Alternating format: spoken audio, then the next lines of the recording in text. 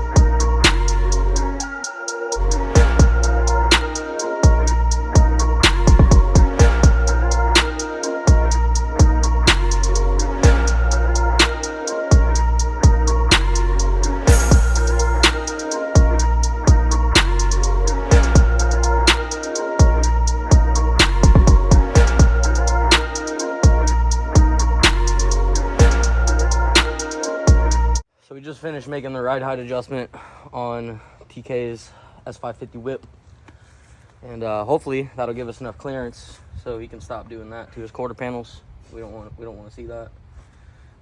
It's burning. Look at it, burning the paint. Yo. So once that's done, we'll get this thing realigned and race ready. We're gonna do some professional paint touch up just to make it look a little bit better. Oh, you got it on the wrap, you fucking winner. That'll work. It's a good 10-footer. We threw off our toe a little bit, so Tyler's about to adjust that now, and then we'll be on to the front of this thing. And then once that's done, we'll move along to the dark horse. As you can see, we made a pretty significant increase. That'll still settle about a 1/4 inch, but yeah, that'll get done what we were trying to accomplish out of it. So that works. Finished up the rear. It's got some toe in, and then we're gonna make sure everything on the front, this wise fab's tight, so we can stay on track and not work on these things. Ain't that right? That's right. We've been driving these cars without sway bars in the front because we didn't really have a solution, but me being the semi-dumb genius that I am, came up with the idea that we were gonna use adjustable end links from a BRZ, which BC carries, to solve our problem. So this is what it looks like when it's in there. Thought about mounting it on the front side, but it'll hit the arm because it's a little bigger that way. But this should give us plenty of clearance, and now we have our sway bars connected again in the front. So that was my solution, and I hope it works. Sway bar all hooked up. I think it's gonna work out just fine. They're pretty much as short as they'll go if you look here, but they're connected. That's my solution for Wisefab sway bar. We just got this thing on the ground. We got it sorted. The sway bar's on. It's nut and bolt checked. It's relined in the rear. It's all tight, ready to go. We're gonna move on to the next turd, which is the dark horse. We're gonna nut and bolt check that one. Alignment's good on that. We don't have to make any right height adjustments, so we don't have to change the alignment or anything like that. So we're gonna nut and bolt check that one, and then we'll pretty much be ready for OSW Spring Break Bash, and I hope to see you guys there.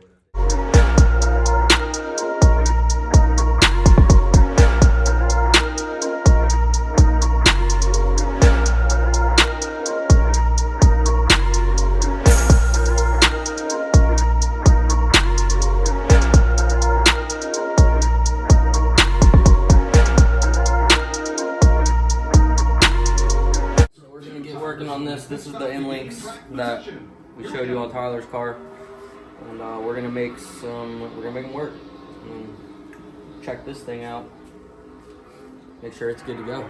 I'm white trash and I'm in trouble.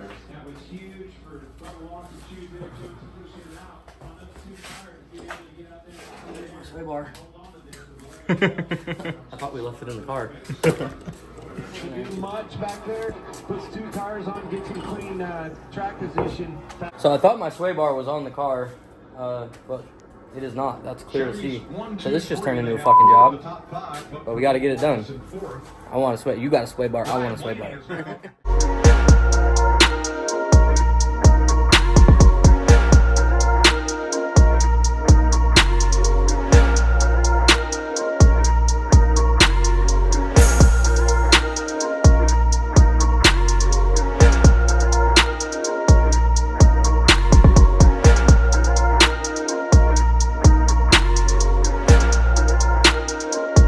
Sway bar on, a nightmare. Well, Tyler did most of the work. Easy money. Honestly. Yeah, we had to take the radiator kind of out, not out all the way, but we took the mount off, picked it up, and then Tyler fished it through. And it's on there now, so we're back to doing our regular scheduled program. So that's what it looks like in there. We're kind of doing some research here because I put Tyler's on the furthest outside hole, and I put mine on the second one just to see if we could come up with any differences in how it reacts. So we're gonna try that out. But as of now, sway bar install is complete, and we're gonna get back to nut and bolt checking this thing. So yeah, got a lot of bolts to check on the front of the Wisefab. Tyler's was really tight. Pretty much nothing had to be tightened, which is really a good sign because I've had 2 other angle kits on this chassis, and they needed to be nut and bolt checked pretty much every time you drove, and sometimes even in the middle of driving, like if it was a multiple day event. So I like that. We'll see what happens with this one. But I want to take the time to mark all the bolts with the sizes that they are, so that next time we go to do something like this, or if we have to make repairs at the track, we know what size it is. You don't have to question it. We're gonna do that with Sharpie, but that's not the end-all be-all solution. The end-all be-all is to get an engraver and then engrave all of it in there. And then also with the adjustable arms in the rear, engrave which side tightens only. So you, obviously if you know that you engraved it to be the only tightening way, you know how to take it off and adjust it the other way. So eventually we'll get that done, but right now we're gonna mark it with a Sharpie.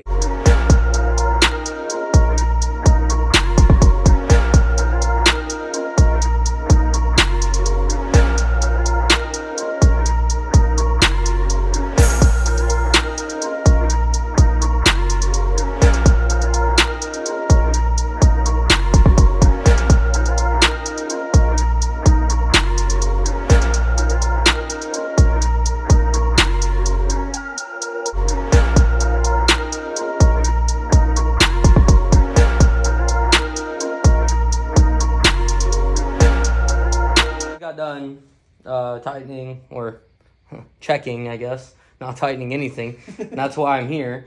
Wow, that's impressive. There was not a single piece loose on this, and I'm almost certain that I have not nut and bolt checked this car since I took it to Ford Fest in September. So, I mean, I think that's only like 5 or 6 events, if I'm not mistaken, and a little bit of street driving here and there. But that's impressive. Shout out to Wise Fab for that. We're going to check the other side, and then we're going to move on to the rear, and I know that the rear is going to be loose.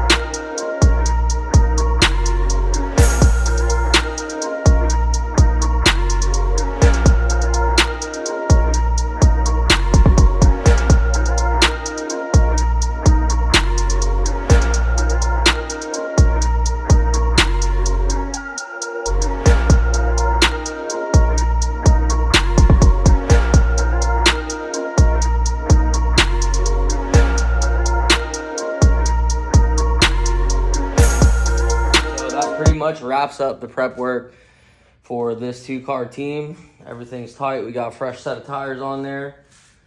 All good to go. Seats are tight. Harnesses are tight. All that good stuff. So we're ready for OSW Spring Break Bash, 3-day weekend. And it's going to be a lot of fun. If you guys are coming out there, I suggest you stop by the pits. This wheel will look a little different. It'll have, you know, random merch stuff on here that you can win. Come by, give it a spin. See what you win. Until next time.